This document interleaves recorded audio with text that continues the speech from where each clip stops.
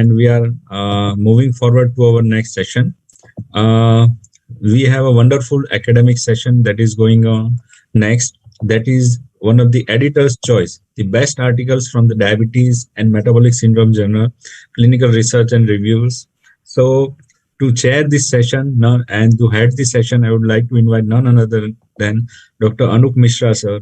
No one need introduction for sir, and I would like to also invite Dr. Ritesh Gupta, sir, from New Delhi, and Dr. Anup Mishra, sir, is there. I would like him to tell a little bit more about this whole symposium and to proceed forward. Over to you, sir. Thank you. Thank you for inviting me and Ritesh for this. I'm sure will be a wonderful session. I am Dr. Anup Mishra. I am Editor-Chief of Diabetes and Metabolic Syndrome, Clinical Research and Reviews. And Dr. Ritesh Gupta is accompanying me. He's Associate Editor. And he has been handling a lot of traffic of articles related to COVID-19 during last 2 years.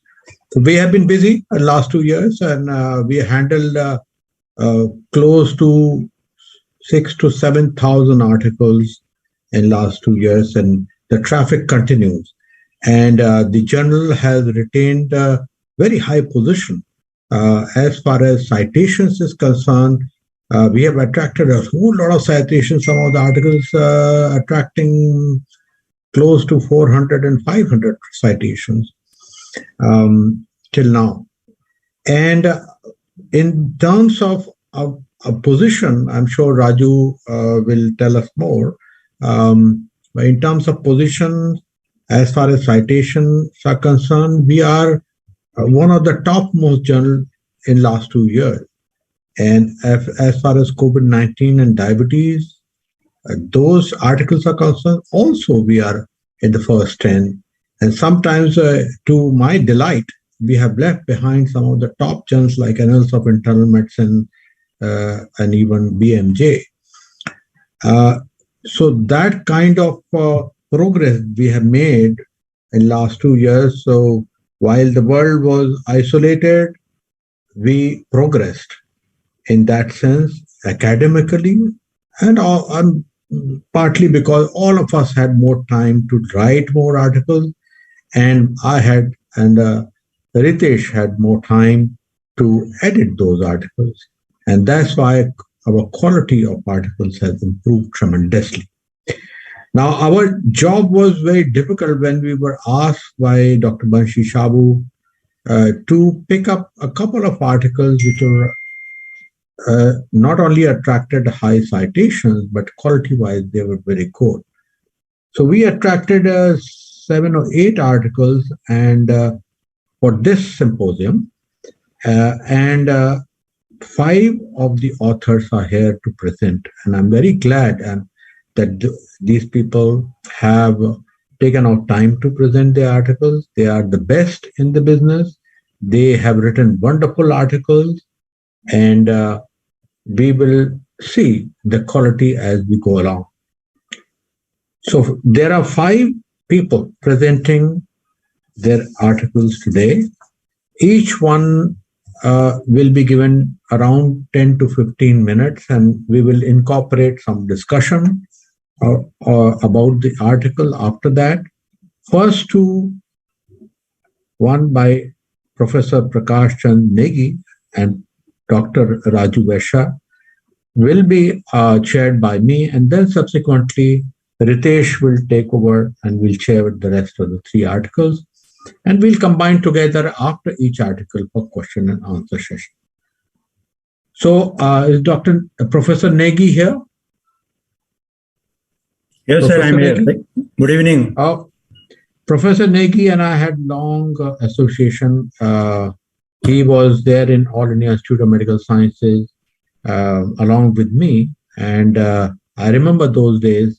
Very hardworking, very bright guy, and now, of course, he's commanding, research in cardiology like very few people in India.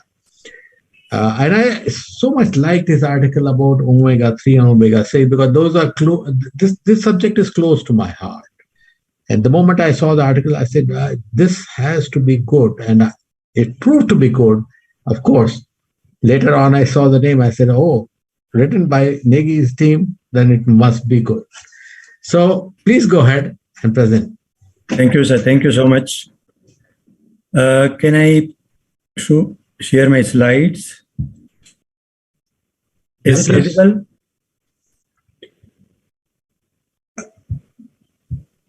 Not yet. Not yet. Is it visible now? Yeah, now it is visible. Yes. You make it full screen, please. Is it okay now? Full screen.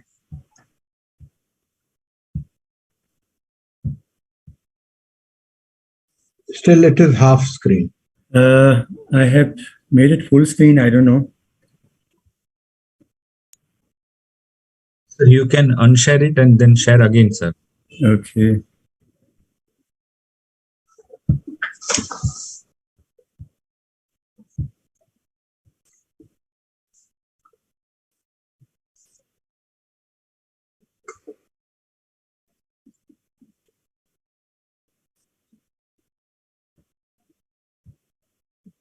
Can you move the slide? Just see whether this is moving, this arrangement is working. Has it changed? No, second slide has not come. Has it come? No. There's a problem. Is slide moving? No. No, not moving. I'll reshare again. Yeah, you can do that.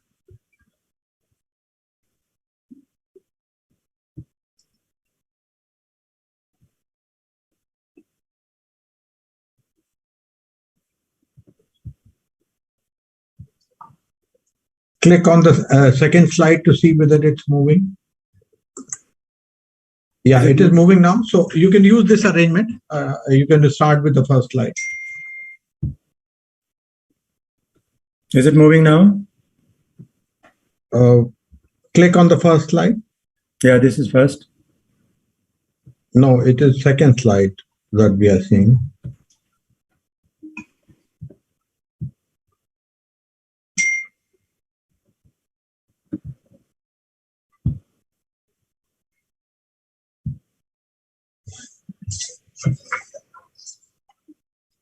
Is it moving now? No.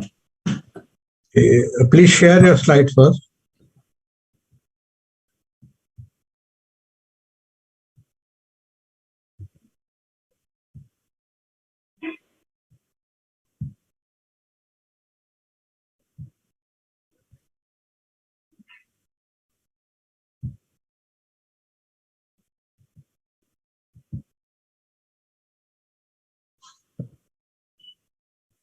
So you can start with the slide if you want.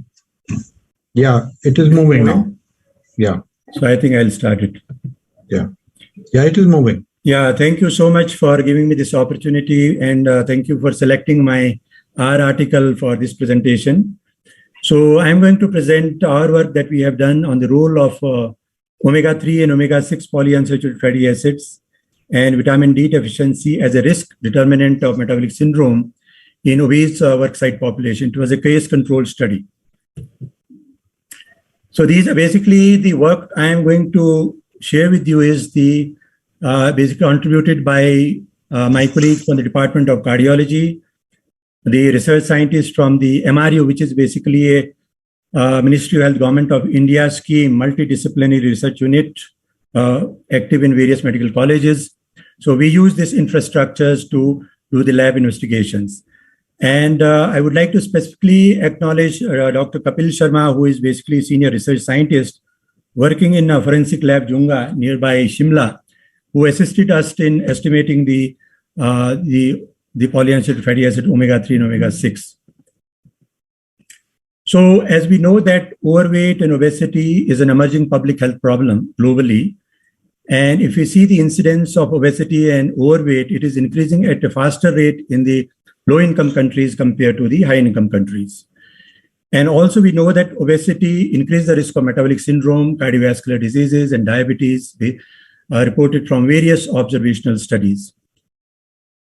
But however, we have also know that we have seen patients who are obese many times may not be having diabetes, hypertension, dyslipidemia, and they do not have any cardiometabolic abnormalities. So what is protecting them from developing cardiometabolic abnormality? This is intriguing. So this was basically the trigger for conceptualizing the study design and find out as to what could be the possible mediators which predispose to metabolic syndrome and those who protects the obese individuals developing the metabolic syndrome. So we know that the omega-3 polyunsaturated fatty acids and has an important anti-inflammatory properties, and again reported in number of observational studies. And so therefore we try to evaluate the role of levels of omega-3, omega-6, their ratios, and vitamin D deficiencies. Could these be important mediators of metabolic abnormalities in the obese, normal healthy subjects? So the aims and objective of our study was to estimate the levels of EPA as a representative of omega-3 polyunsaturated fatty acids, arachidonic acid, omega-6 polyunsaturated fatty acids, their ratios and vitamin D levels, which were measured in these obese worksite workers with and without metabolic syndrome in a cross-sectional study. And these workers were working in a different organized sectors and non-organized sectors, having different job profile, like from the health department, police department, state and central public sector units, and the business houses, their owners and their the helpers. So we also try to identify the possible links between these biomarkers and the metabolic syndrome. With the various cytokines, inflammatory markers, adipokines, and insulin and resistance insulin indicator of insulin resistance. So we basically included the worksite workers with BMI of more than 30 and those who were not on supplementation of omega-3 and vitamin D in the preceding 3 months. And we had those who volunteered to participate in the study. And our research protocol was approved by Institutional Ethical Committee. So as I said, this was a cross-sectional study of worksite workers working in a different organized or unorganized sector selected by purposive sampling method. It was not a random sampling method. And those who were not on these supplementations were the subject population who were screened for obesity. We took only the employees or worksite workers having BMI of more than 30. And so we collected the data related to socio-demographic characteristics, behavioral characteristics in terms of physical activity, consumption of vegetable and fruits, their frequencies, and consumption of sugar-sweetened drinks, use of extra salt at the table. These were some of the extended dietary the factors which were collected using the WHO STEPS survey instruments. So we recorded their weight and height using the standard tools and following standard guidelines, calculated the BMI. And we then estimated the lipid profiles, blood sugar levels at the overnight fasting, after overnight fasting. And based on the ATP3 criteria, the subjects who had metabolic syndrome and those who did not have metabolic syndrome constituted the cases and controls. We estimated these biomarkers, inflammatory cytokines like interleukin-6, TNF-alpha, and inflammatory markers, high sensitivity C-reactive proteins, adipokines like adiponectin and leptin, insulin levels, and we derived the HOMA insulin resistance based on the insulin levels and sugar levels using the standard formula. By using the Biorad multiplex system, and we estimated the levels of eicosapentaenoic acid as omega-3 polyunsaturated fatty acids, arachidonic acid as the omega-6 polyunsaturated fatty acids using the liquid chromatography MS. We estimated the vitamin D level using the ELISA method, and this was basically the distribution of the socio-demographic characteristics, work profile, and health behavior amongst the subject who had metabolic syndrome and those who did not have any metabolic syndrome. So out of these 145 obese subjects, which we basically volunteered to participate in this study, 105 had a metabolic syndrome. So forming about 72.5% of these obese people had metabolic syndrome, while 27% did not have a metabolic syndrome. So there was no significant difference in the distribution of these various baseline clinical characteristics which we had collected. So except for the male gender, the association with these factors with metabolic syndrome was not observed.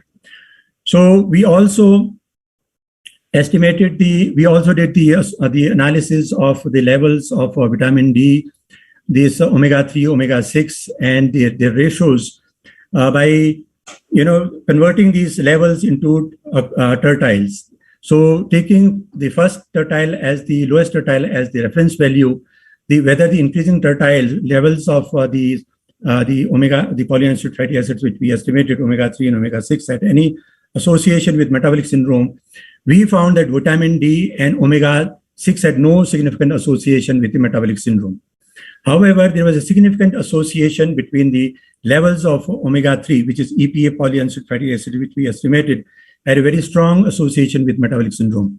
So order of metabolic syndrome was significantly lower, almost 76% lower in obese people who had the highest the level of EPA levels. So indicating that increasing level of omega-3 EPA level, polyunsaturated fatty acid is a protector of metabolic syndrome in obese population.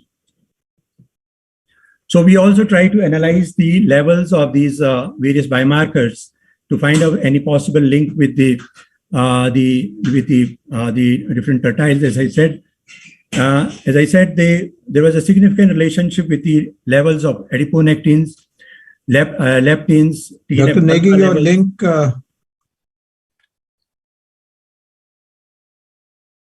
This was basically trying to find out the mechanistic link between how the omega-3 is protecting against developing insulin resistance. So we measured the levels of these adipokines, cytokines, insulin, and HOMA resistance index levels across the tertiles of the EPA levels. So we find that the adiponectin levels were significantly lower in those who had the highest tertiles of the EPA levels, while the leptin was lowest in those who had the lowest level of the EPA levels.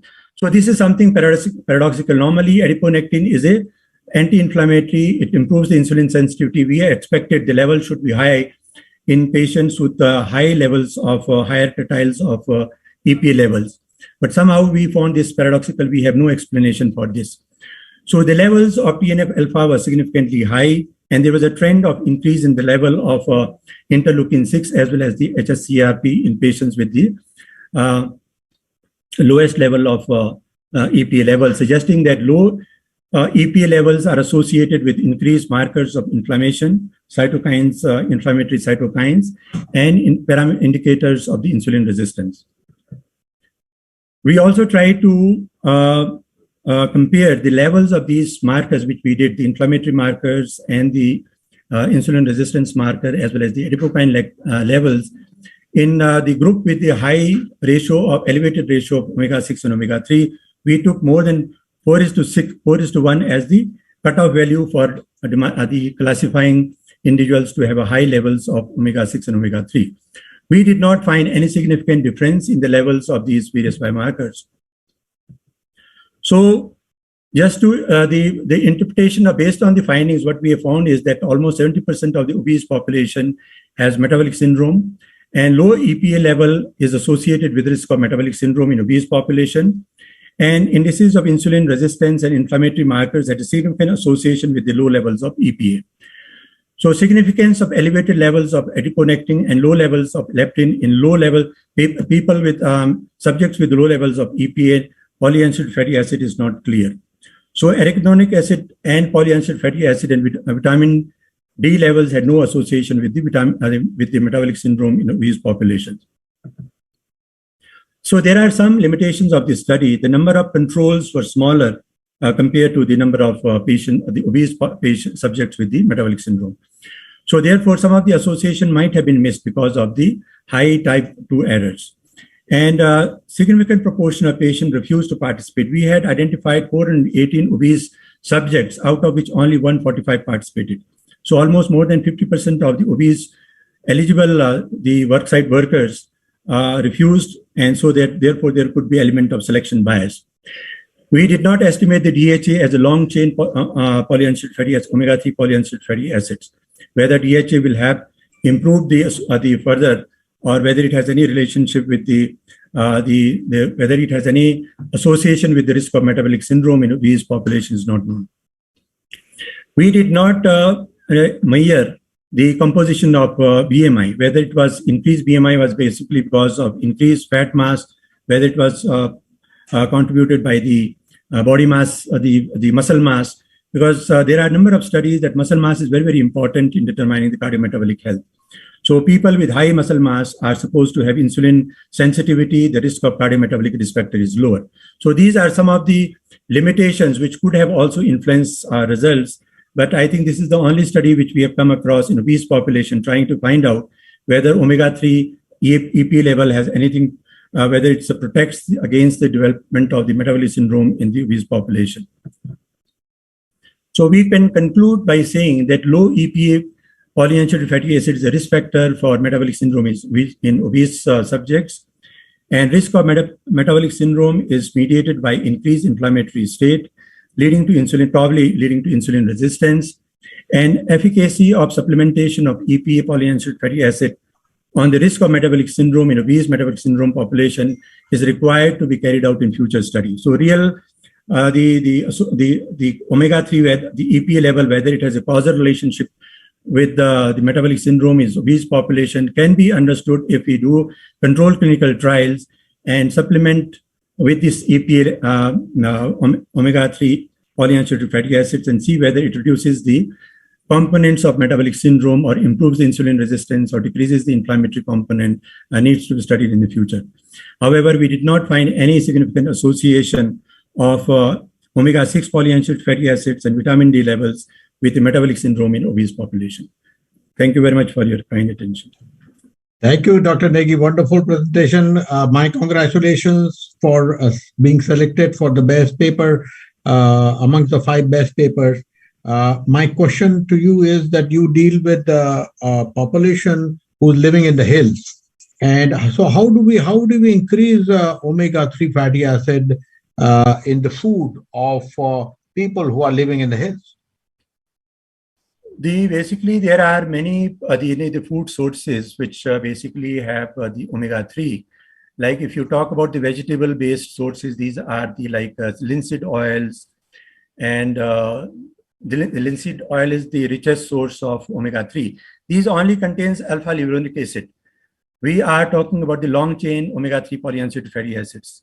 There may be people who may have a deficiency of the enzymes which are involved in conversion of these, the dietary-based omega-3 polyunsaturated fatty acids like alpha-lipoic acids to the long-chain EP and DHA. The best source is the marine source. Of course, in Himachal, we have few areas where we have the fish. So the fish is the basically main source of omega-3. I definitely do agree that the dietary items which are rich in long-chain fatty acids are limited, especially the vegetable-based. Thank you. Thank you for that answer. Any other question, Dr. Vaishya, Dr. Ritesh, Anuradha, other people who are attending?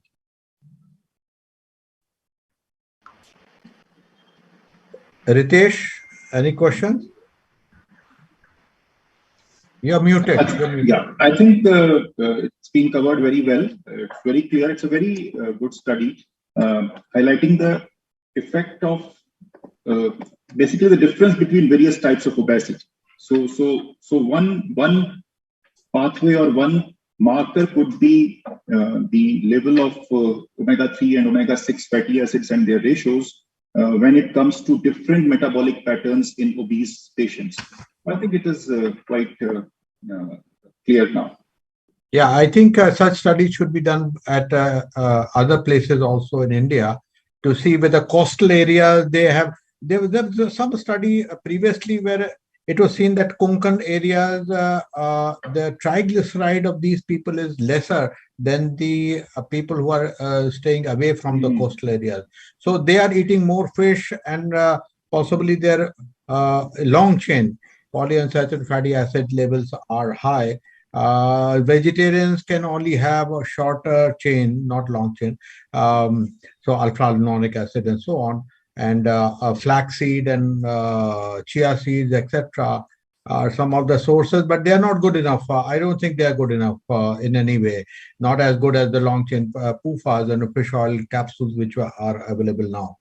So thank you again, Dr. Negi, for that wonderful presentation. And we move on to the next one. And we have a very distinguished doctor with us, Dr. Raju Vaishya, who's a people will say, what is a surgeon doing in a medical conference? But he's a surgeon, a researcher, writes about some topical issues of medicine also. And he's a wonderful got a lot of knowledge of statistics, which I don't have at all. So I admire him. I have seen his, papers, many papers in our journal and others. And he is himself is a editor of a very renowned journal in orthopedic. So welcome, Dr. Raju Vaishya. And I believe you already have a presentation ready. So please go ahead and play that presentation. Thank you, Dr. Anu. Good afternoon, friends. I would like to share my research on the topic of research and publication done from India in the last decade, especially in the field of diabetes. As you can see that research and publication are crucially important for the human well-being, especially in the field of medicine, to provide new therapies to enable doctors to help in the early diagnosis of the disease and so on. Until recently, most of the research and publications were done by developed countries like Europe, USA, etc. But recently, Asiatic countries have shown a paradigm shift in this field, and a lot of research is being published in various journals from the Asian countries. In fact, China has taken over USA as the top ranking country in this year in all subject areas and categories, which is a significant landmark because USA has always been in the front field of research and publication. And among the top 10 countries worldwide, 3 are from Asiatic nations, namely China, India, and Japan. As you can see here, the blue columns show the figures of 1996 to 2020, where USA was number 1, followed by China and UK, but now China this year has taken over USA and has become the topmost country. India also has done fairly well, and India's ranking has moved up from 7 to 4 in the last 10 years in all subject areas across the globe, and from 11 to 8 in medical publications. So Indian researchers and are doing well and are publishing in various journals which are impactful. There is almost doubling of publication numbers, as you can see, from 2011 to 2020, and from India now almost more than 200,000 papers are being published every year compared to less than 100,000 in 2011. The percentage contribution of Indian journal, however, amongst global publication has risen from 3.09 to 4.11% only. Currently, Indian publications contribute to about 13.22% amongst all Asiatic journals, and India has a lot of catching up to do to compete with the top 2 countries, that is USA and China, which have almost 800,000 publications from their countries every year. However, in the field of endocrinology, diabetes, and metabolism, there has been a positive trend in the research outputs and metrics. We found 16 Asiatic journals in these fields in this Kimago site, and these are from Japan, South Korea, and India, with Japan having the maximum 5 journals in this field, and India has 4 journals. The Diabetes and Metabolic Journal from South Korea were ranked as the #1 journal from Asiatic countries, considering all the metrics. However, the 5th ranked journal, that is Diabetes, Metabolic Syndrome, Clinical Research and Review from India, has the fastest growing site score, which was currently the highest amongst all Asiatic journals. So it's a proud for Indian journals and Indian researchers. The Diabetes Metabolic Syndrome Current Research and Review had also the distinction of being the highest ranked journal amongst all the journals from India in all specialty in these fields. As you can see in this bar diagram, the site score of DNSCRR is highest at 9.5, and it is much ahead of many other Asiatic journals, which is a very good thing. Again, if you consider all the important metrics related to these journals, these 60 journals are from Asia. You can see that the 5th ranked Diabetes, Metabolic Syndrome, Clinical Research and Review has the highest number of highest site score and significant number of citations per year from its publication. The current status of Indian Medical Journal is, however, a bit grim. There are relatively low number of journals being published from India, and only 180 journals are listed from India out of total of 6,882, making it only 2.6%.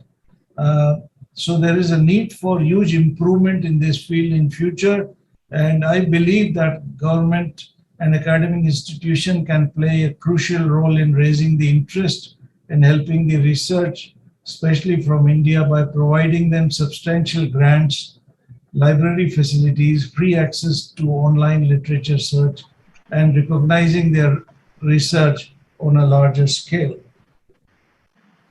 Thank you very much for your attention.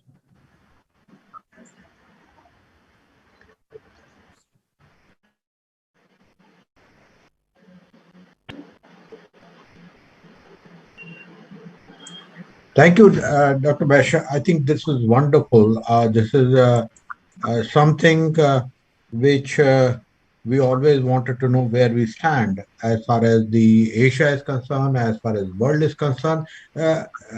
Sure, you agree, and you have already put it in the last slide. We have a long way to go. We have a long way to go.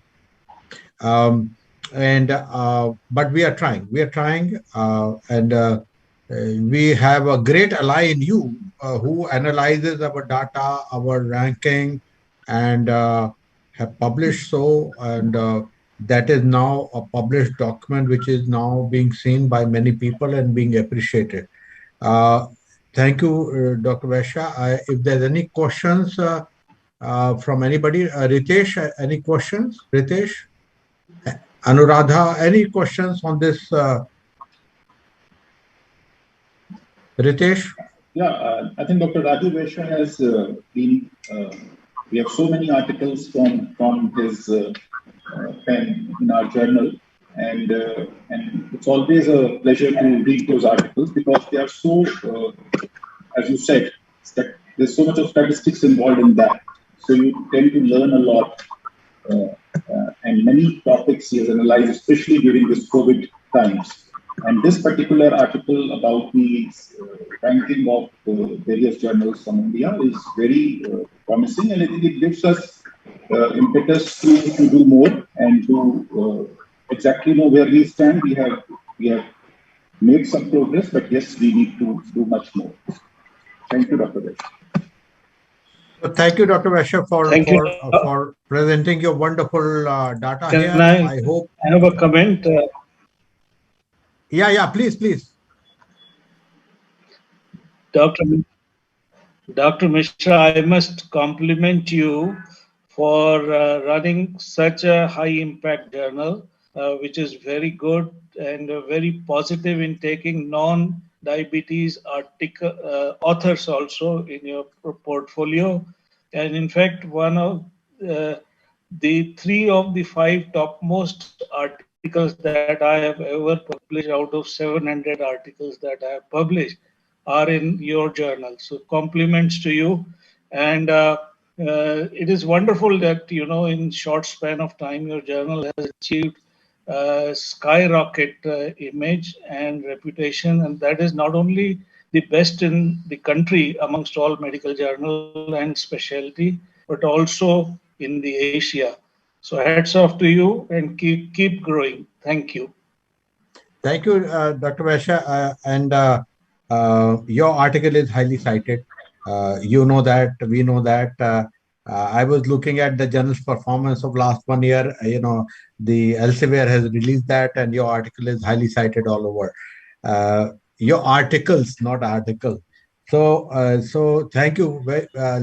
Thanks a lot for contributing, and I hope you will continue to contribute. And you always sound me off whether I am going wrong or I am going right in the way. So thank you for being there as a friend as well. Thank you, Dr. Vaishya. Thank you. Thank you. So at this point, I'll hand over the mic to Dr. Ritesh to carry on with the proceedings. Thank you, sir. We have a very eminent speaker now. We have this article, a very interesting article. We talk about type 1 diabetes, we talk about type 2 diabetes.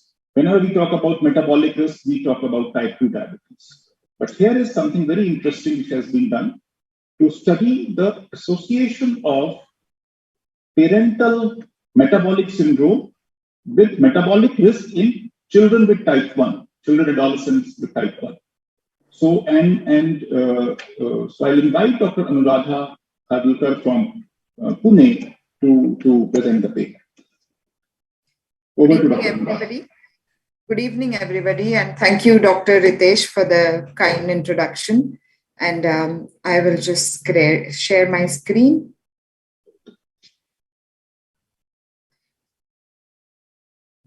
Yeah, the slides are visible. Please make it in the presentation mode. Yes. Yeah.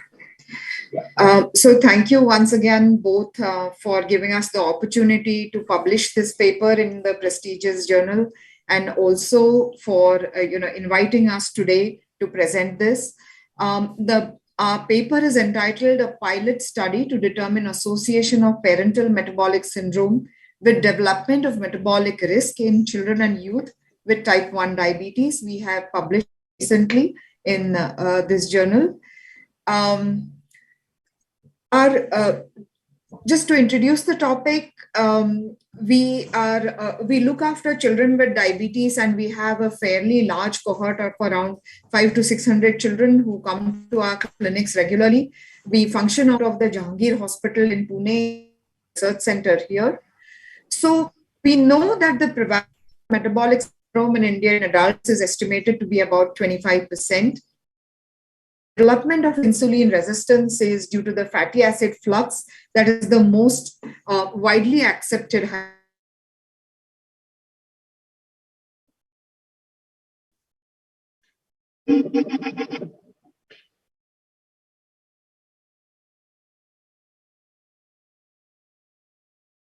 role.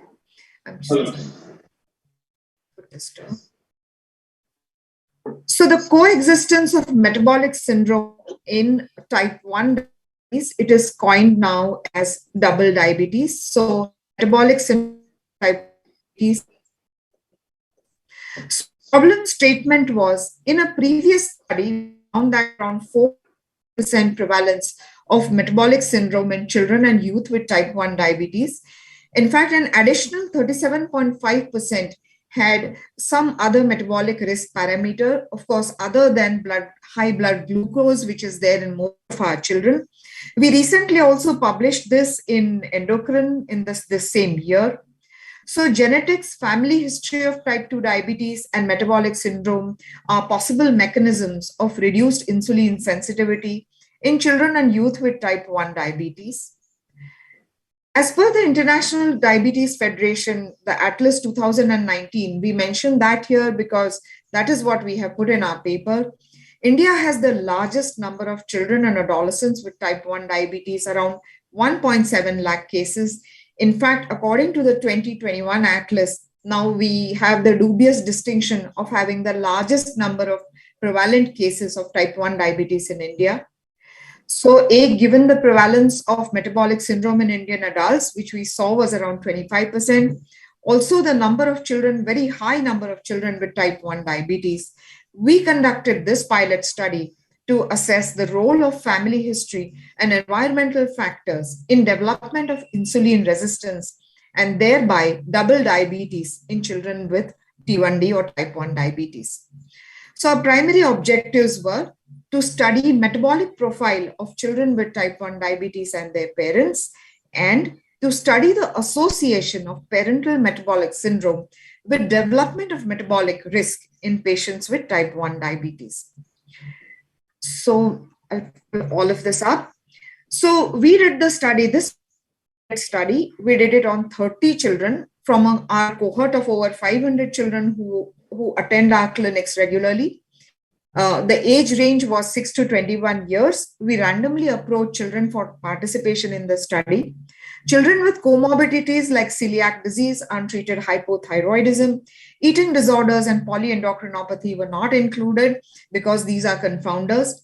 While performing investigation, one child was detected to have celiac disease with an anti-TTG-IgA positive, and thus we had to exclude the child from analysis.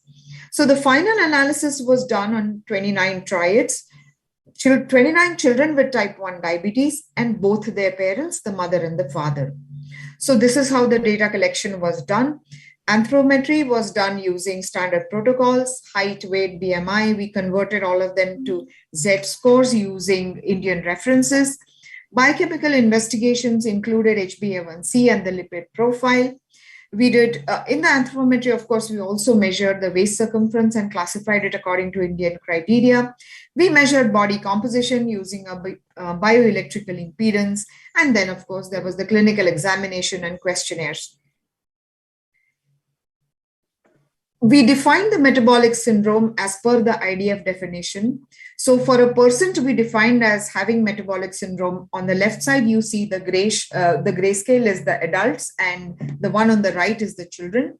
So central obesity is you require a high waist circumference to actually classify a person as having metabolic syndrome, plus two of the following: either raised triglycerides over 150, in a reduced HDL of 40 in men and 50 in women, raised blood pressure over 130 systolic or 85 diastolic, and a raised fasting plasma glucose of 100.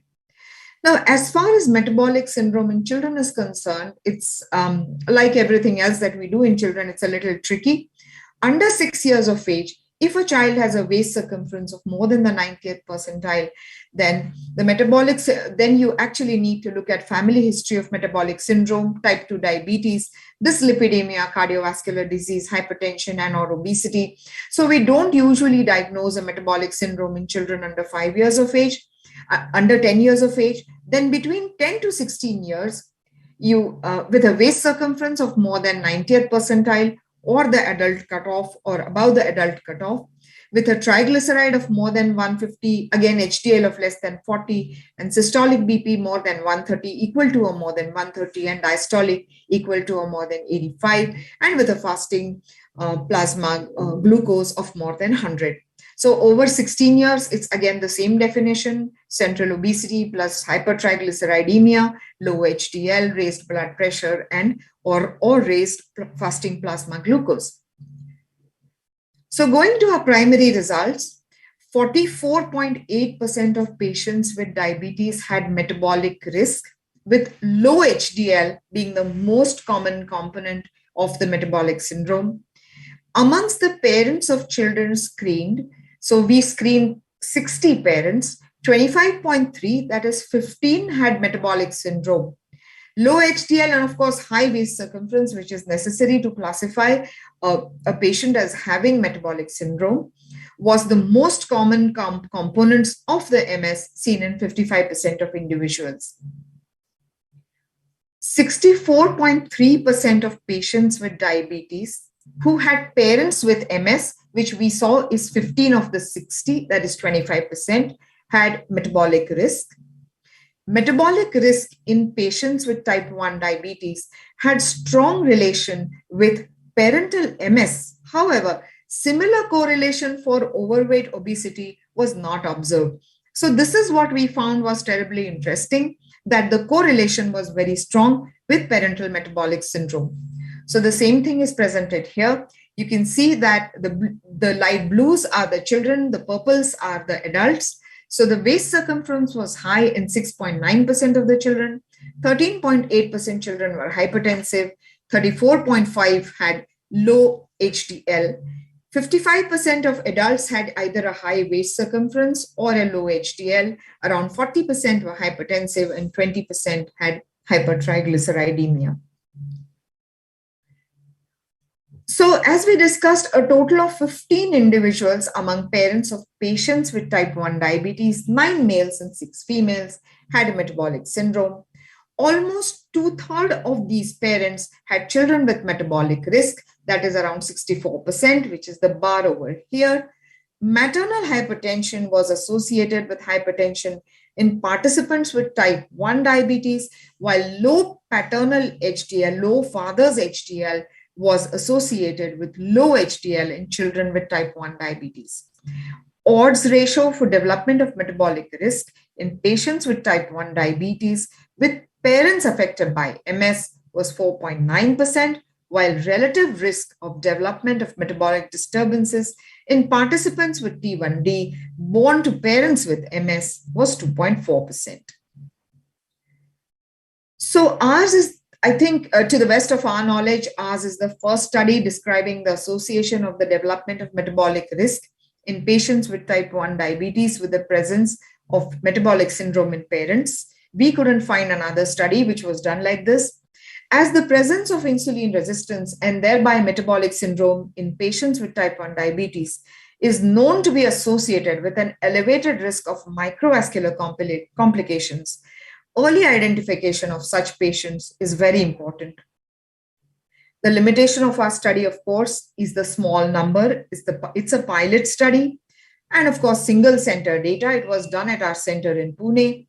And lack of longitudinal data on development of microvascular as well as macrovascular complications in the participants that we enrolled. So to conclude, individuals with type 1 diabetes microvascular complications of developing metabolic syndrome and thereby double diabetes if their parents had metabolic syndrome. A positive family history may serve as a useful indicator for targeted screening to detect occurrence of MS in children with type 1 diabetes. So as I said, we have a large group of children who come to us regularly. These are children having some fun. Without all these children taking part in our studies, we would not be able to conduct such studies. I'd also like to take this opportunity to thank all my team members, and especially Dr. Chiranta Poza, who is also here with me, who is the first author on the study and who really helped with this work. Thank you so much. Thank you.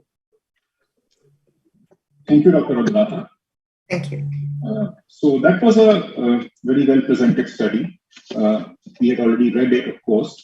So it's a very important study, as you said, the first of its kind, to highlight the association between parental metabolic syndrome and metabolic risk in children with type 1 diabetes. We often tend to ignore metabolic risk in type 1 diabetes, especially in children. Once they are adults, we might look at their other parameters, but people tend to ignore that. So what your study does is to highlight that aspect very well, that children with type 1 diabetes have an increased metabolic risk as well. Interestingly, there was, of course, some association between parental metabolic risk and children's metabolic risk, but then there were many patients with type 1 diabetes who had metabolic risk despite their parents not having metabolic syndrome. So this is also interesting. Yes, certainly. To what extent the family history contributes to metabolic risk, and to what extent type 1 diabetes per se itself contributes to metabolic risk in these patients is something which we need to probably answer in a larger step. Yes. I would like to know, did any of the parents have type 2 diabetes? They have metabolic syndrome, but No. Of these 30, no. But like I said, we have a fairly large group, and there are a fair number of children whose parents do have type 2 diabetes. They are there.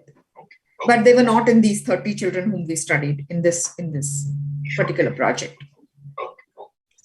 Okay, so Dr. Kadilkar, I think you are a very distinguished researcher, have published a lot on children and various markers and bone density, and using all kinds of measurements of anthropometry and so on. So we respect your contribution to anthropometric research in India.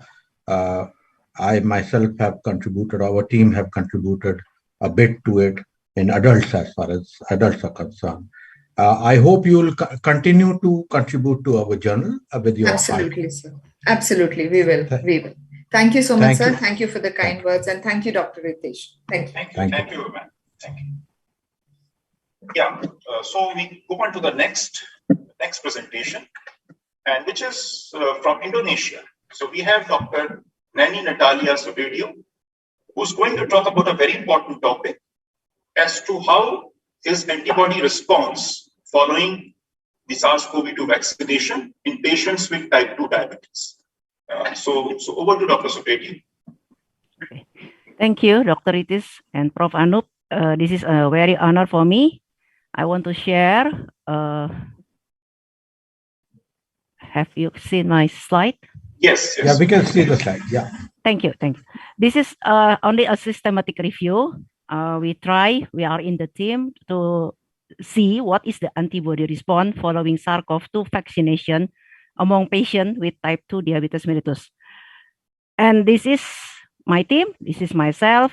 Maria is nephrologist. This is Shirley. He is very good in statistics, and Hikwat Permana is the supervisor from endocrinology division.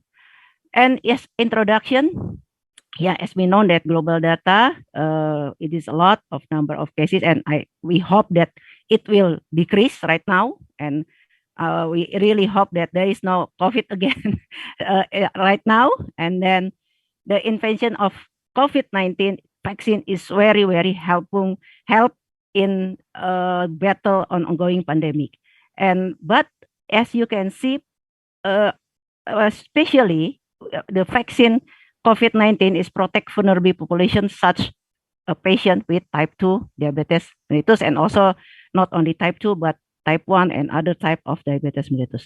So the problem in patient with type 2 right now is with the COVID, as we can see that they have increased risk of morbidity and mortality due to innate and adaptive immune response alteration, and they are not achieve seroconversion of SARS-CoV-2 antibody even after 2 weeks of diagnosis.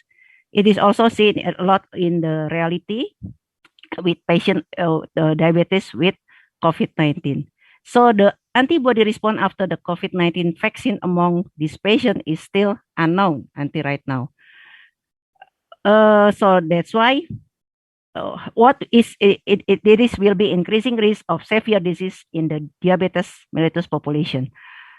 So the aim of the study is explore the SARS-CoV-2 antibody response or seropositivity among diabetes mellitus patients following the COVID-19 vaccine.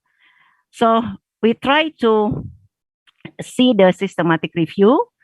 Actually, from the beginning, we want to do the meta-analysis, but as we can see from the Prisma graph, the literature search is from PubMed and also MBS, and the keyword is COVID-19 vaccine or COVID-19 vaccination or SARS-CoV-2 vaccine or SARS-CoV-2 vaccination and antibody or neutralizing antibody or anti-RBD, or anti-SRBD, or IgG, or seropositivity, and diabetes mellitus, or DM, or diabetes, or diabetic, or type 2 DM. So we input all of these keywords, and then from PubMed, we found only 18 and embase 49. And we see that duplicate, we remove it, and this is we only find 51. And then records, which is I will show you this one. The inclusion criteria is we include the patient age more than 18 who received 2 doses of the COVID-19 vaccine, irrespectively of the vaccine type. And the exclude one is the pregnancy, autoimmune, chronic kidney disease, or underwent hemodialysis, and also non-English article, case report, and something else. And then if we come back again to the flow chart after we do the records of the exclusion and inclusion criteria, this is we only find 8 articles which can be which we can be reviewed.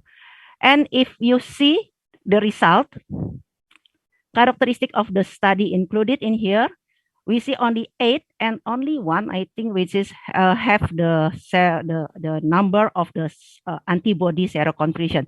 The other ones is only positive or negative and only qualitative measurement. So if you can see in here, all of the type of the vaccine we included in here. It is the inactivated vaccine or mRNA vaccine, and also one of from your country, I think it is doing the Covaxin team, is it COVAX study? As you can see in here, oh why? Now this one vaccination type and antibody 5 study using the Pfizer, which is the mRNA. 1 study using the CoronaVac, it is a Sinovac. 1 study use the both. And one study, this one I think is from your country, using the Covishield and Covaxin vaccine.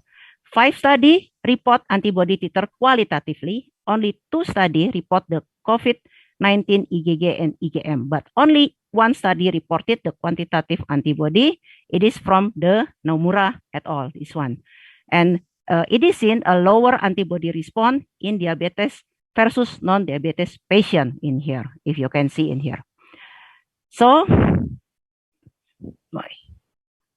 as the discussion, as you can see, previous study regarding vaccine in diabetes mellitus patient were shown to promote an appropriate B-cell immune response after the influenza vaccine, also the PPV-23 vaccination, and also in the hepatitis B vaccination. That's why it's very different in diabetes mellitus patient compared to healthy population. Diabetes mellitus patient population is susceptible to infection. That's why the vaccine preventable disease is right now is given routinely. I think in all the guidelines right now, they give the schedule for the patient with diabetes mellitus to get the vaccine, although the COVID vaccine is still not included in the guideline, but I think influenza and hepatitis, I think has already included in here.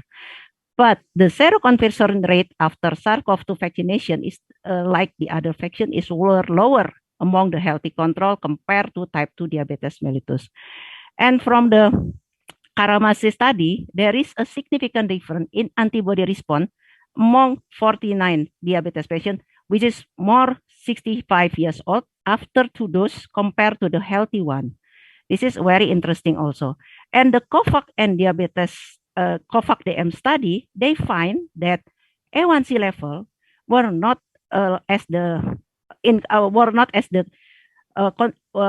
factor which is make the antibody, but the age and EGFR is the predictor for antibody level after COVID-19 vaccination among type 2 diabetes mellitus. This is very interesting because I also do some research about the giving the stimulation of antigen, also find the same. The A1C were not in the contributing factor to get the immunity, but the other factor. And the purpose of the hypothesis is maybe there is the alter adaptive immunity response among diabetes mellitus patients. Maybe it's because of the different circulating T helper cell, the CD4, CD8, and something else which is contributing to adaptive immune response. That's why in diabetes mellitus, we cannot say the immune deficiency, but we call it the dysfunction of immunity. in the patient with type 2 diabetes and also type 1 diabetes. So that's why hyperglycemia weaken the immune system against SARS-CoV-2 vaccine due to antibody and adaptive immune response to the dysfunction. But the caveat study find, this is very interesting also, the A1C level more than 7% is lower the cytokine and antibody titer compared to A1C level less than 7. So, okay, then the A1C is not the big factor, but still the controlling glycemic is the important one to make the level higher compared to the non-control one. That's why hyperglycemia at the time of vaccination might worsen the immunological response. This is the caveat study from Marvella et al. They find that it is very different between non-diabetic and also diabetic with A1C less than 7 and also A1C more than 7%. This is all of the adaptive immunity in here. So the MRA 1273 vaccine phase 3 trial, they're still right now still on the trial. Wait, it is have the protecting also in the type 2 diabetes or no. But there is no specific antibody test right now that can determine an individual risk of subsequent infection. The antibody response was still robust and persists. Therefore, patients with diabetes population should be priority to be vaccinated. But the study limitation, the total number of study included was limited. Only several studies reported the antibody response after the SARS-CoV-2 among the diabetes mellitus population. Only one study reported the quantitative serology response, Nomura study. We could not analyze the mean total of antibody titers among diabetes mellitus patients after vaccination, and we cannot analyze the confounding related to the study, including comorbid and or age related to any this study result like the COVAX study. So the conclusion, the seroconversion rate after SARS-CoV-2 vaccination in diabetes mellitus patients were lower than the healthy control. However, the antibody response was still robust. Therefore, all diabetes mellitus patients are priority to get the SARS-CoV-2 vaccination on the schedule, and it is a high risk of deterioration and poor prognosis among COVID-19 with diabetes mellitus patients. Thank you. It is from our team, and we would like to congratulate you for the Thomas Cup winner. Thank you. Thank you, Dr. Sutil. As your review has very nicely pointed out, that the seroconversion rates are lower in diabetes, the patients with diabetes, and which is quite expected, which is in line with what the rates are in most other diseases. But the reassuring thing is that the antibody response is still robust. It is not that the diabetics are doing very badly. They have less seroconversion rate, but still the antibody response is there. Yes. And of course, we could not answer the question about HbA1c very categorically, but yes, there was some suggestion that those who had, in one study at least, that those who had a higher HbA1c had poorer seroconversion and CD4 responses. So I think it's a well conducted review. It again highlights the importance of giving timely vaccination to patients with diabetes. So any comments or questions from anyone, please? Dr. Nani, I think that's a wonderful review that you have published. And I'm sure you have much more data than this. I'm sure you will have follow-up data of these patients, some other data, and we'll be happy to receive your articles in the future. Yes. And meanwhile, congratulations once again. Okay, so you will accept my publication for the next because yes. we always do the peer review, but I going by your standard, your whichever publication that you are going to send is going to be good. Yeah, I think so. So, yeah, so if it is good, it is going to be published. Sure. Yeah. Because right now we're doing the data because of the system. This result, we're doing the real data to collect all the antibody in type 2 diabetes, which is received to vaccinated or not vaccinated or get the COVID and maybe have the booster. And we want to compare all of it. And then, if it is the data is good, and I will try to submit to your journal. Such data are very much needed. And Unfortunately, in India, we still don't have enough data in this direction as far as diabetes is concerned.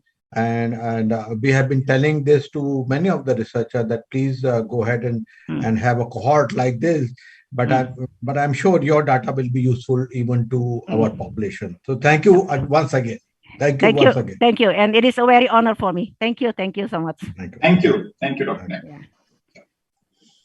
So we now come to the last presentation of this session, and this is by Dr. Sri Manjunath from Jodhpur, who's going to talk about association between branched-chain amino acids and the triglycerides and glycosylated hemoglobin in patients with type 2 diabetes. So over to Dr.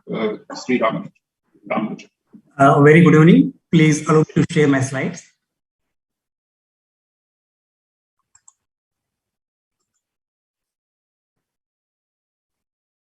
Yes, we can see your slides. Yeah. So, a very good evening. At the outset, I would like to thank the editor-in-chief and associate editors of Diabetic Metabolic Syndromes and Clinical Research and Review and the organizing committee, giving us an opportunity to present our work titled Positive Association of Branched-Chain Amino Acids with the Triglycerides and Glycated Hemoglobin in Indian patients with type 2 diabetes mellitus. So there is no conflict of interest associated with the present work.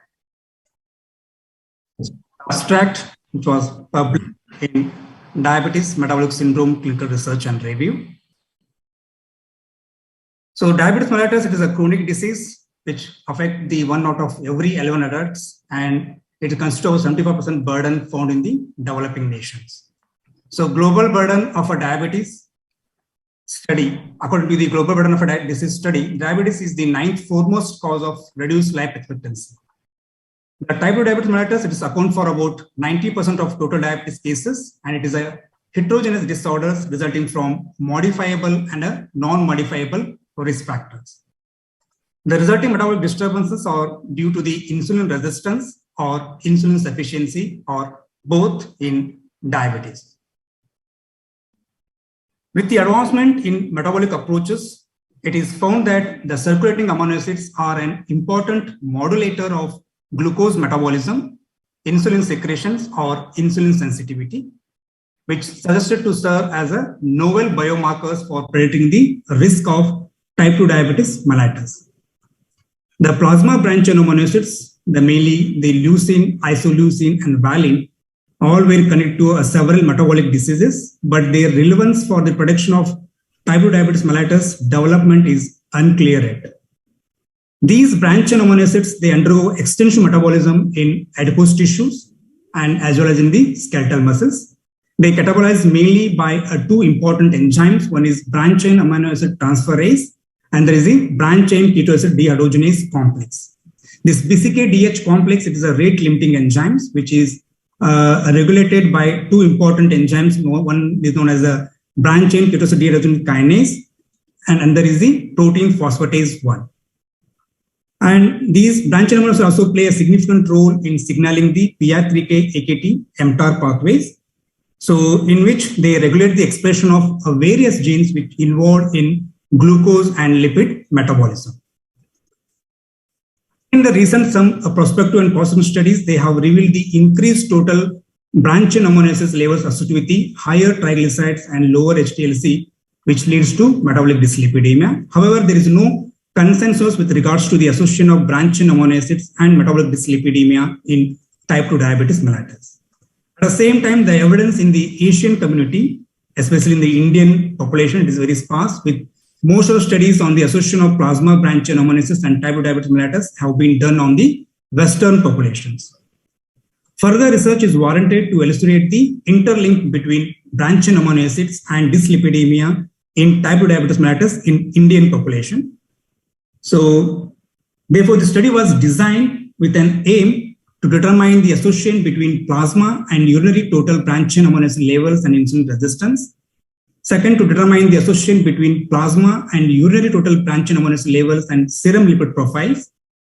Third, determine the association between plasma and urinary total branched amino acid levels and HbA1c between type 2 diabetes mellitus patients and the healthy controls. So this is an analytical cross-sectional study. We recruited 80 subjects. The sample size for the present study has been calculated based on the observed mean difference in a BCA stated in the recent study. The study was done in Department of Biochemistry and Endocrinology and Metabolisms, and we have taken the Institute Ethics Committee approval before recruiting all the study participants. And also we have taken the written informed consent from the participants. So the selection of the study participant within the age range of 30 to 70 years, both normal and the patients was random. All the healthy control subjects were considered for the study only after following the routine clinical screening procedures and taking their consent before enrollment in the study. Similarly, the diagnosed type 2 diabetic patients with fasting blood sugar of more than or equal to 126 milligram per deciliter or the HbA1c value of more than 6.5% were taken up in the study. The patients who are suffering from type 1 diabetes or the type 2 diabetic patients suffering from any acute or chronic infections, suffering from a liver or a kidney disorders or a diabetic patients on the lipid lowering drugs all were excluded. So we have collected the fasting blood samples for the estimation of glucose, the insulin, the lipid profile, and total branch chain amino acids. And we also collected the midstream urine samples for the total branch chain amino acid estimations. All the samples will store at -80 degrees Celsius in a deep freezer before their analysis. Come to the biochemical parameter measurement. So all these samples for the biochemical parameters were analyzed using the fully automated clinical chemistry analyzer, the Beckman EU680. So fasting plasma glucose was estimated based on the hexokinase method. The HbA1c was measured based on the immunoinhibition method, and lipid profile were measured based on the enzymatic method. The serum insulin was estimated by using the fully automated immunoassay analyzer, that is a diazonic lyazine, which based on the chemiluminescent enzyme assay. Total plasma and urinary branch chain amino acids were estimated by using the commercially available branch chain amino acid assay kit with leucine as the standard.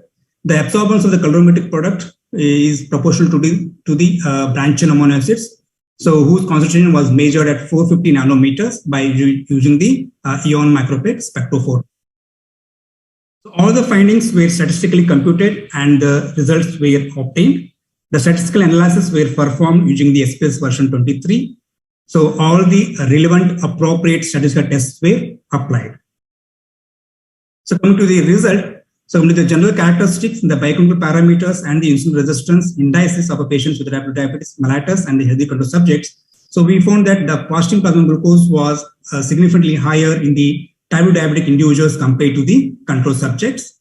And when we calculated the HOMA-IR, which shows the statistically significant increase in type 2 diabetic cases compared to the two groups had no significant difference in terms of age, gender, and the fasting insulin levels. Next, we want to compare the plasma and urinary branch chain amino acids in type 2 diabetic patients and the healthy controls. We found there is a significant increase in total branch chain amino acids in the plasma of a type 2 diabetic cases compared to the healthy controls, whereas we didn't find any significant change in the levels of urinary branch chain amino acids among the type 2 diabetic cases and the control study. Then we determined the association of plasma and urinary branch chain amino acids with the insulin resistance in patients with type 2 diabetes. So both the plasma branch chain amino acids and the urinary branch chain amino acids did not show any significant association with the calculated HOMA-IR, but they show a weak positive association having the rho factor of 0.265. And then we find the association of plasma and urinary branch chain amino acids to the lipid profile in both diabetic cases and in the control. So among all the lipid parameters, only the triglyceride has shown the significant positive association. As the rest does not show any kind of association with the plasma branch chain amino acids, whereas the urinary branch chain amino acid does not show any significant association with the lipid profile. Lastly, we did the association of branch chain amino acid to the glycated hemoglobin in both type 2 diabetic cases and the control subjects. So the plasma branch chain amino acids have shown the positive significant association with plasma branch chain amino acids to the HbA1c, whereas the urinary branch chain amino acid does not show any significant association. So going to the discussion, the result of the study, that is the significantly elevated plasma branch chain amino acid levels, were consistent with the findings of the other studies. So it could be because of excess protein ingestion or increased protein turnover, or there could be an influence of the gut microbiota or disturbance in the catabolism of branch chain amino acids might cause the increase in the plasma level of branch chain amino acids in type 2 diabetic individuals. Again, we know that the branch chain amino acids, they have shown to be a modulator of glucose and insulin secretions, and their elevated plasma levels will exert adverse effects on a glucose homeostasis, because the oxidation of branch chain amino acids will space the glucose utilization in the skeletal muscles.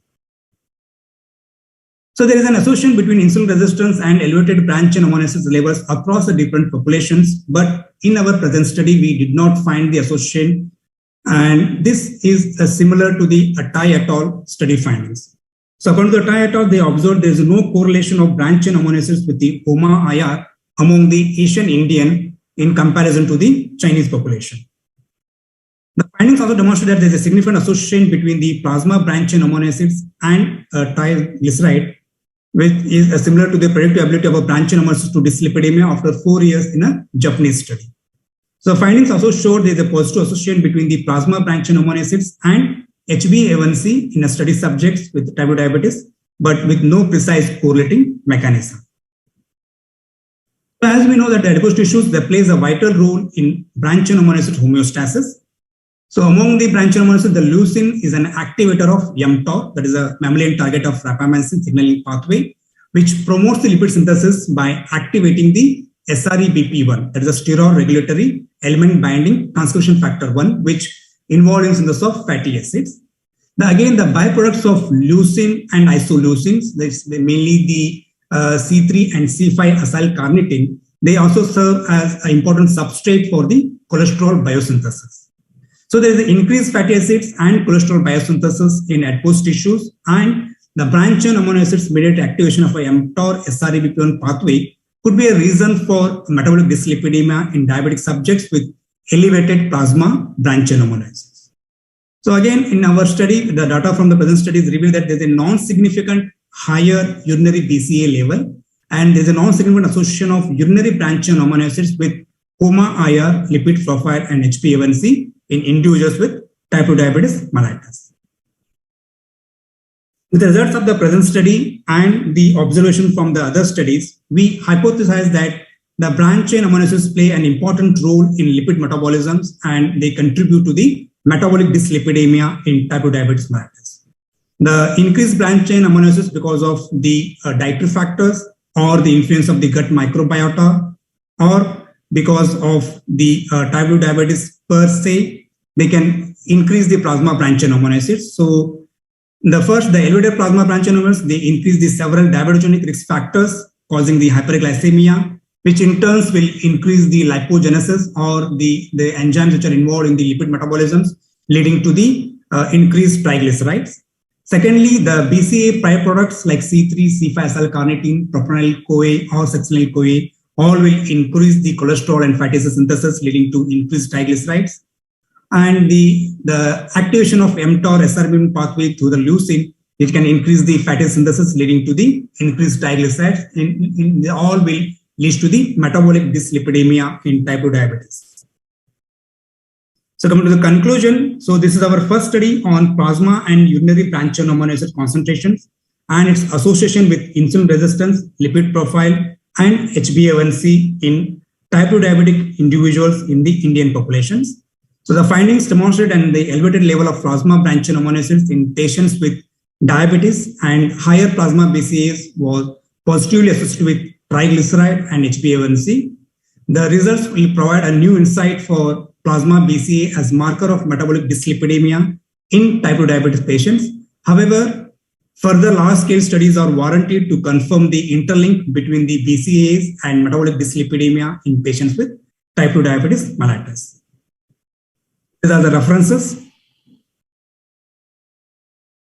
This work was supported by the Institute Intramodal Grant, AIM, Jodhpur.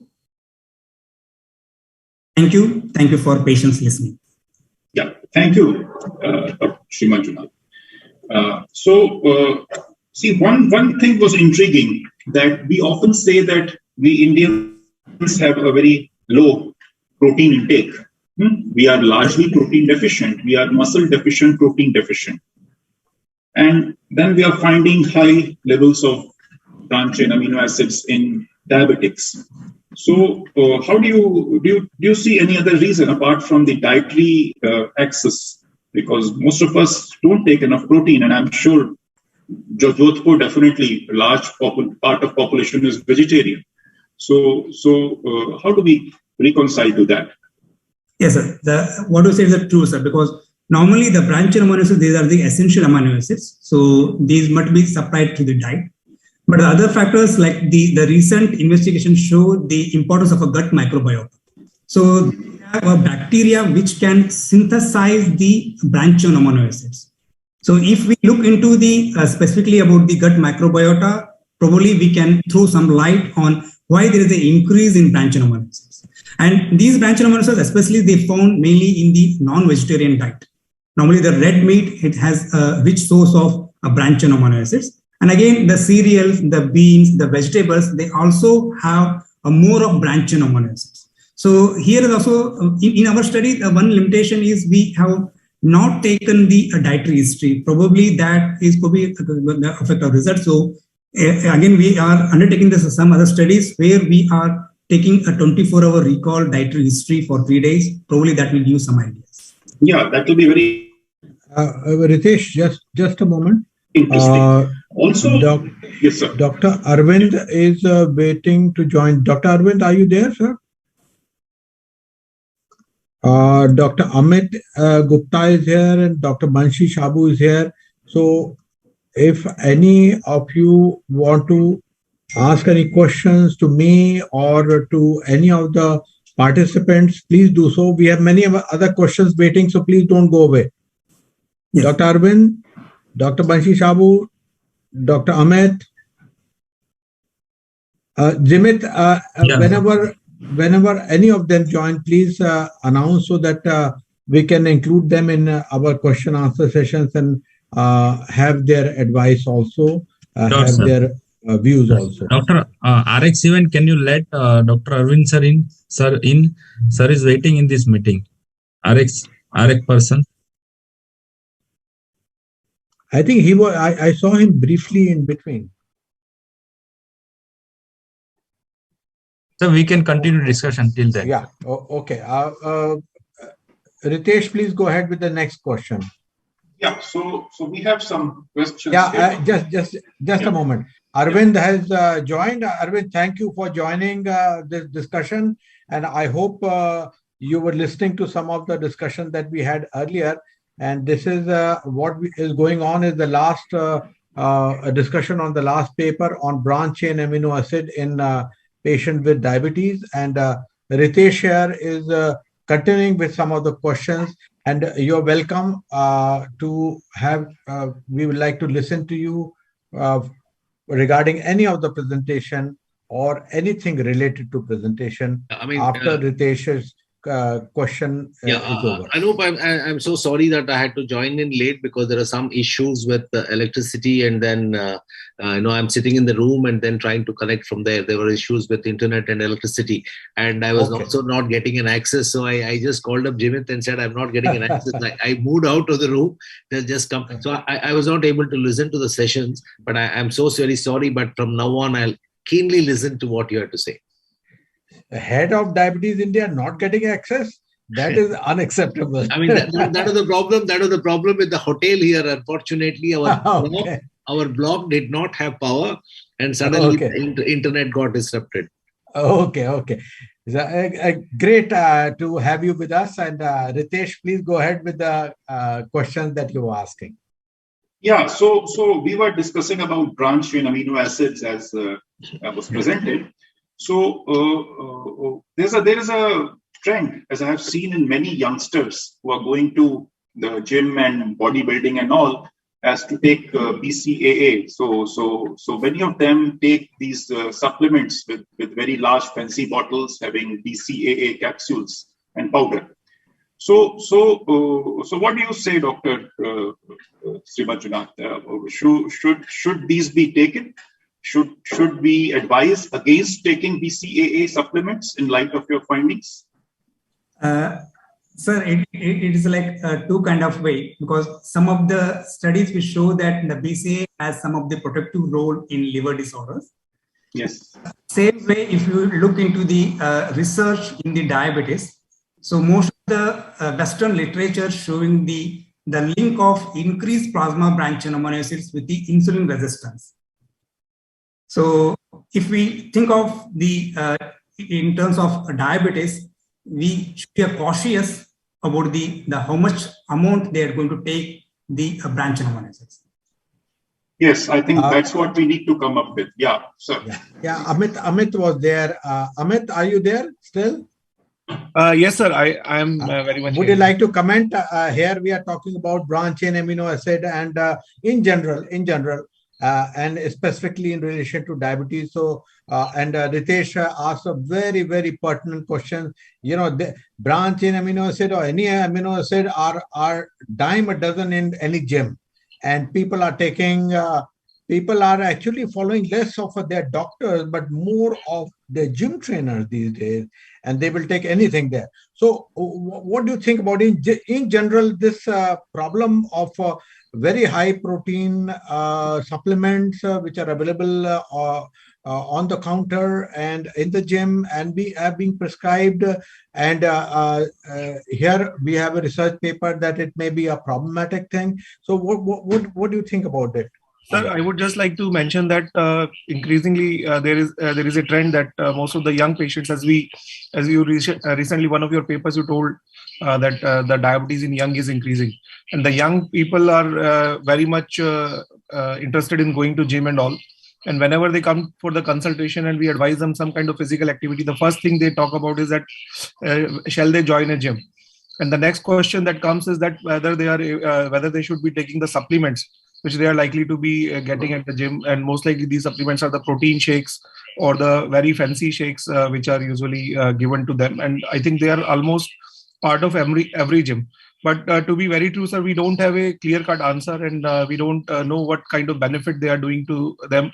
Rather, there is always, as a medical specialist, I would always look into this with some suspicion, because we don't know about what kind of impact they are going to have, on metabolism. As the paper by Dr. Sri Manjunath suggested, that they can be having some deleterious effect. So I think we should be very cautious when we guide these patients and regarding the protein shake or protein or the branch chain amino acids, or just like you mentioned in your questions. So I think it is very, very important. There are a couple of papers, and I would like Dr.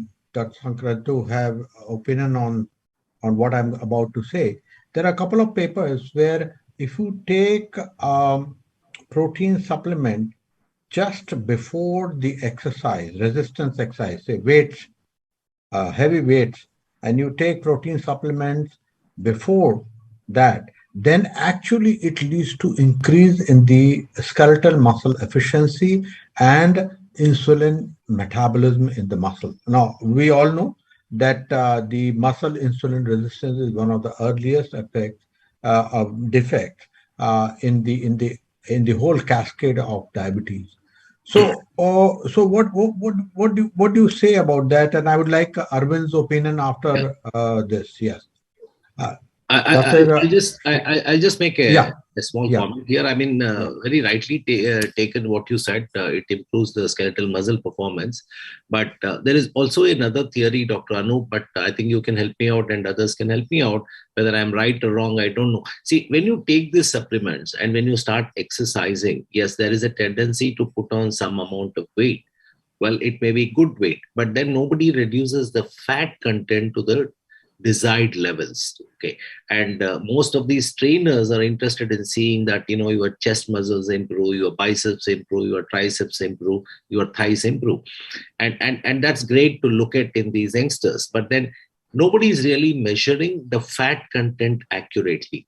Now the theory is especially in a country like India, when there is a genetic susceptibility and when the BMI moves and shifts to the right, and as the weight increases, the hepatic fat content is known to increase.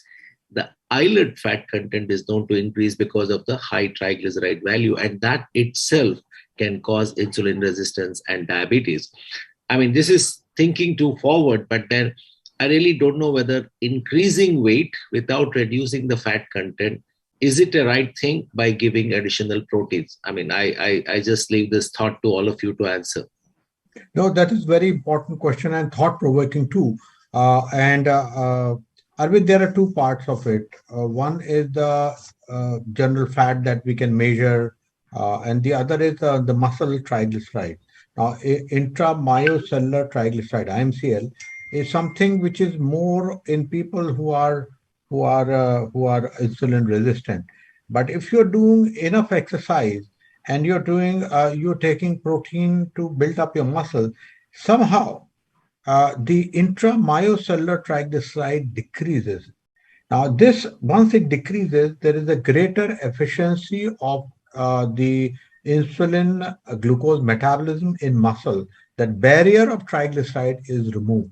That is one thinking. Is not the end of it.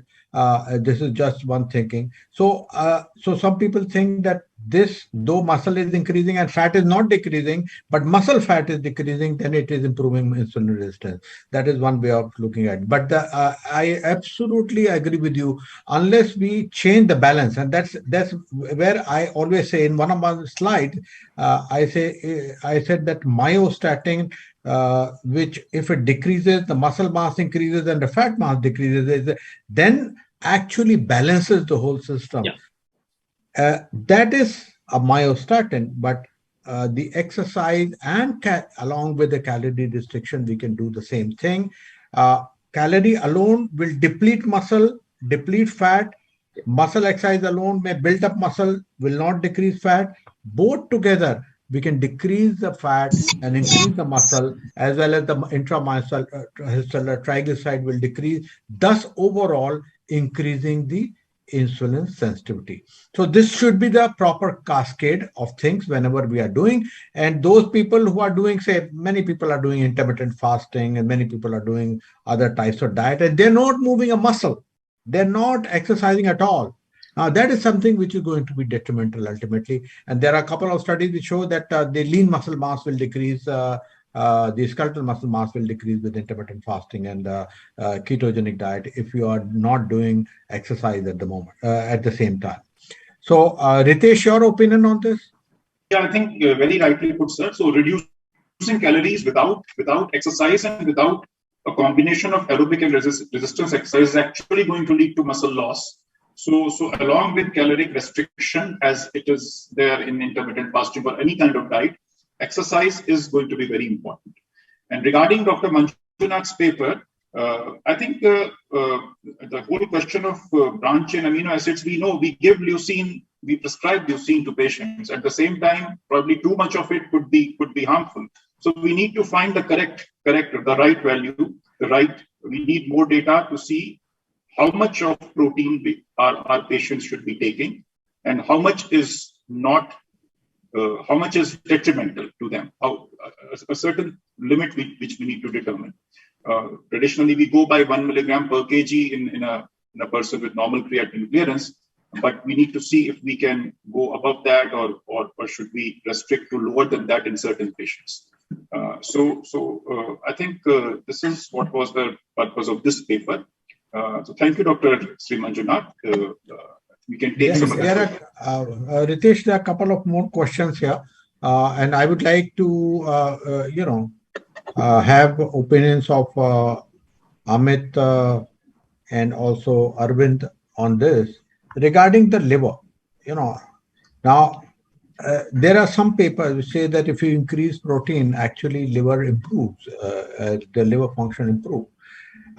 And I remember, once I was talking to Dr. Sareen, who's heading the Institute of Liver and Biliary Sciences.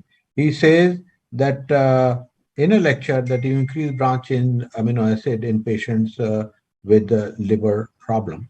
And he says that, the Akhroat has plenty of branch in fatty acids. So this is kind of a little ambiguous here. We're looking at improvement of liver function with the branch chain amino acid, and we are looking at some deterioration in lipid profile. So Arvind, what is your opinion? If a patient who has a fatty liver of grade 3 proportions and who has raised transaminases, what kind of diet do you think will be working best for him?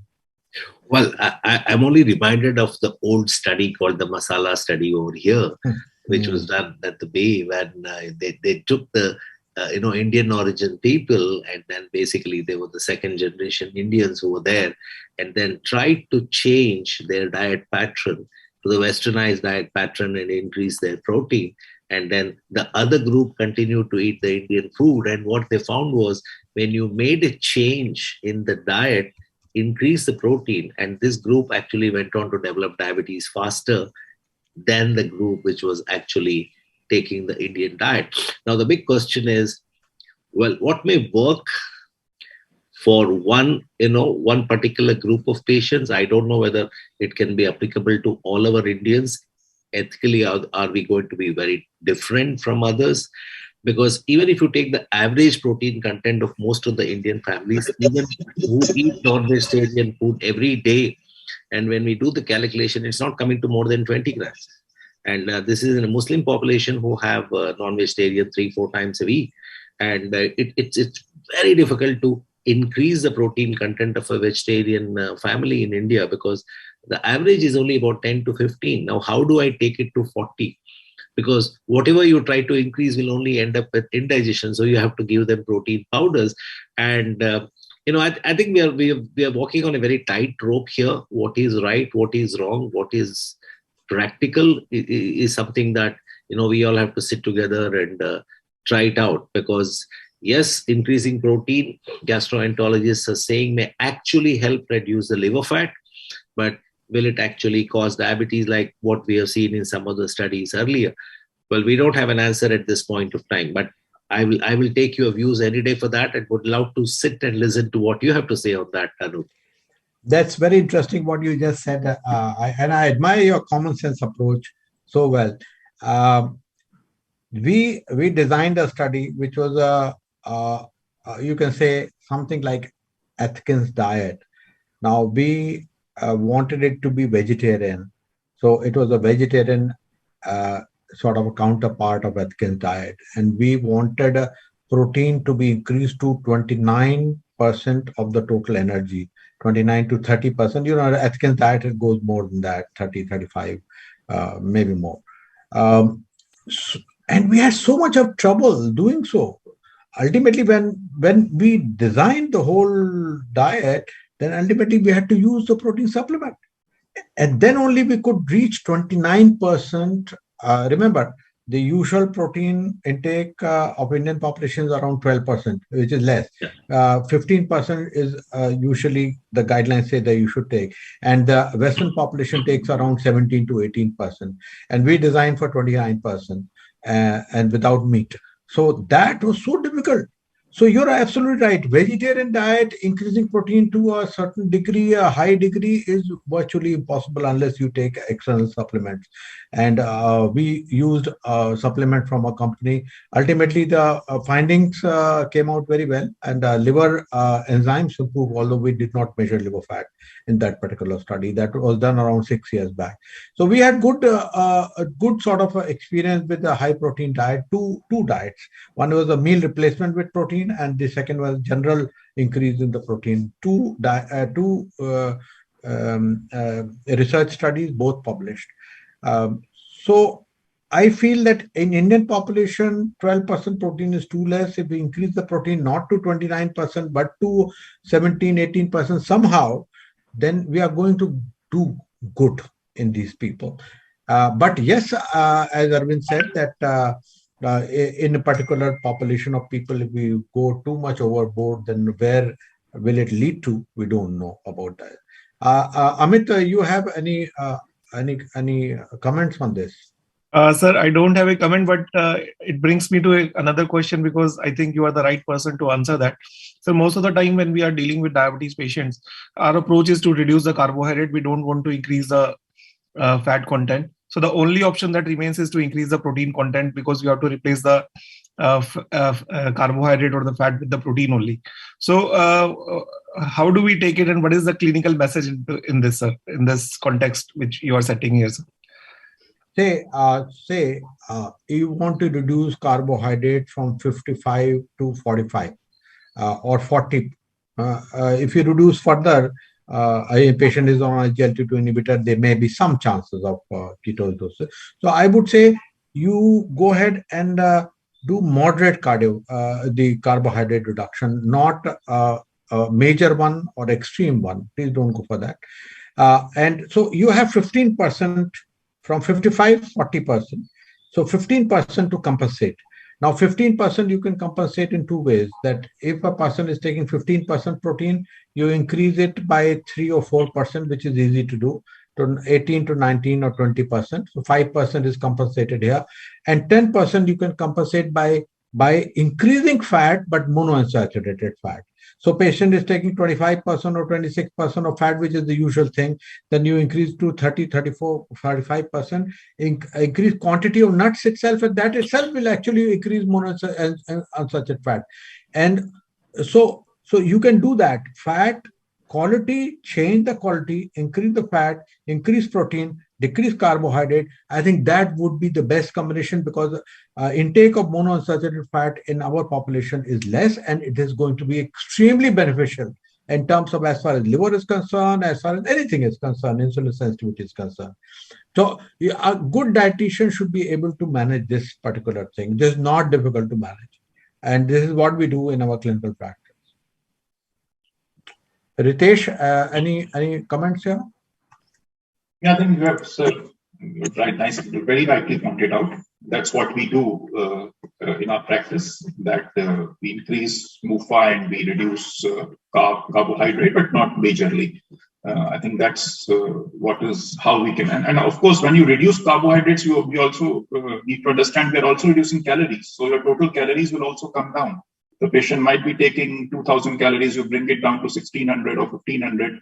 So to some extent, your problem of increase of not being able to increase protein or something, that can be taken care of, because protein content, so proportionately the carbs will come down anyway and protein will go up because the calories are also going down.